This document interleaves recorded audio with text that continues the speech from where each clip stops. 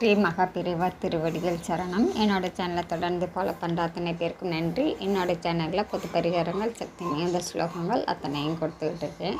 உங்களுக்கு ரொம்ப உபயோகமாக இருக்கும் நான் நம்புகிறேன். இந்த பதிவில் நாம் பார்க்க போகிறது இன்றைக்கி சதுர்த்தி, அது கூடவே வியாழக்கிழமையில் வந்திருக்கு. இந்த பதிவில் நாம் பார்க்க போகிறது வியாபாரங்கள் செய்கிறவங்க, தொழில் செய்கிறவங்க, பிஸ்னஸ் பண்ணுறவங்க எதுவாக இருந்தாலும் சரிங்க. நம்ம சின்ன அளவில் இருக்கிறோம், நம்ம நல்ல பெரிய அளவில் வளரணும், ஒரு பிஸ்னஸ் பண்ணுறோம், இன்னும் 4-5 பண்ணணும், இந்த மாதிரிலாம் நினைக்கிறவங்க இந்த பதிவில் நான் கொடுத்துருக்கக்கூடிய அற்புதமான கணபதி மந்திரம். இந்த மந்திரத்தை தினந்தோறும் நீங்கள் வேலைக்கு கிளம்பும்போது நீங்கள் வீட்டில் இந்த மந்திரத்தை சொல்லிட்டு போகலாங்க. உங்களுடைய பிஸ்னஸ் செய்யக்கூடிய இடங்களில் இந்த மந்திரங்களை சொல்லிட்டு ஆரம்பிக்கும்போது உங்களுக்கு பல மடங்காக பெருகி வரும்.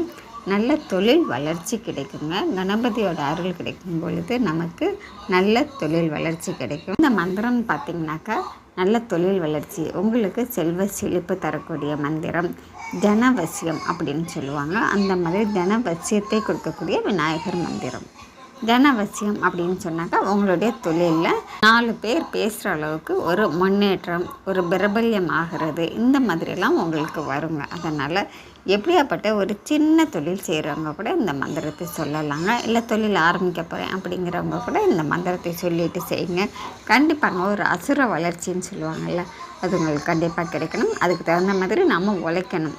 அந்த உழைக்கிறதுக்கு தகுந்த மாதிரி கண்டிப்பாக விநாயகர் பெருமான் உங்களுக்கு அத்தனை முன்னேற்றத்தையும் உங்களுக்கு கண்டிப்பாக தருவாங்க. அதனால் வேலைக்கு செல்லக்கூடிய அத்தனை ஆண்களும் பெண்களும் கூட இதை சொல்லிக்கிட்டே வரலாங்க. சொல்லும்போது உங்களுக்கு தொழிலில் அடுத்தடுத்த ப்ரமோஷன் கிடைக்கும், நல்ல முன்னேற்றம் கிடைக்கும், உங்களுக்கு பணம் வருவாய் அதிகமாகவும் இருக்கும். அதனால் இந்த மந்திரத்தை தினந்தோறும் சொல்லுங்கள். மந்திரம் நான் ஸ்க்ரீனில் கொடுத்துருக்கேங்க. நன்றி. நம்ம அடுத்த பதிவில் பார்க்கலாம்.